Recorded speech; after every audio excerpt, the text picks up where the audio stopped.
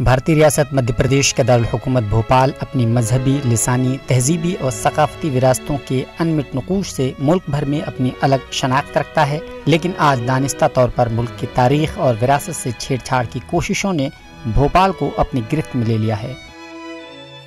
ایک سند ہے جو دوست محمد خان صاحب نے راجا راؤ طالعمند خان صاحب کو دی تھی، جو چھوٹے تھے، یعنی رانی کملا پتی کے پر پوتے کو۔ اس کا مطلب یہ کہ ان کے والد، ان کے دادا اور نظام شاہ تینوں کی وفات ان کے سامنے ہو چکی تھی۔ تو اب یہ کہنا بہت غلط ہے کہ انہوں نے رانی کملا پتی ڈوب کے مر گئیں یا خود مر گئیں یا انہوں نے خراب تعلقات تھے ان کے، بلکہ رانی تو ان سے بڑی تھی عمر میں۔ تاریخ کو مسخ کرنے کی کوششوں اور منافرت کی جڑیں پھیلنے سے عام مسلمانوں کے ساتھ امن پسند افراد کی پیشانی پر بھی فکر کی لکیریں کھنچ گئی ہیں۔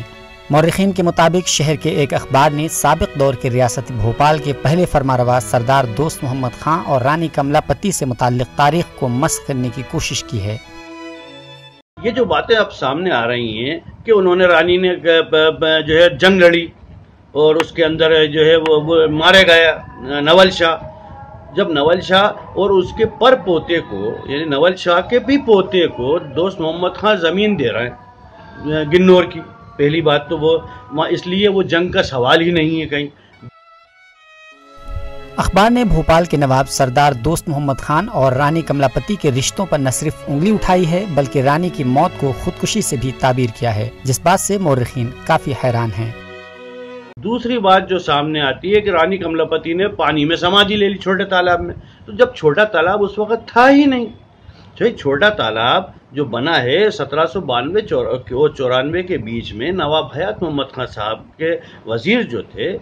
مدار المہام اور وزیر جو تھے وہ تھے دیوان چھوٹے خان، ان کے نام سے چھوٹے خان کے تل نے اپنا تالاب بنوایا، اور وہ پانی وہاں پہ رکتا ہی نہیں تھا کیونکہ وہ نیچے بہہ جاتا تھا۔ وہ تو ڈیم بنا جب چھوٹے تالاب کا، جب تو آپ نے تالاب بنا تو اس وقت وہاں پانی ہی نہیں ہے، چھوٹا تالاب ہی نہیں ہے، تو وہ کہاں سمادھی لے لیں گے اس کے اندر۔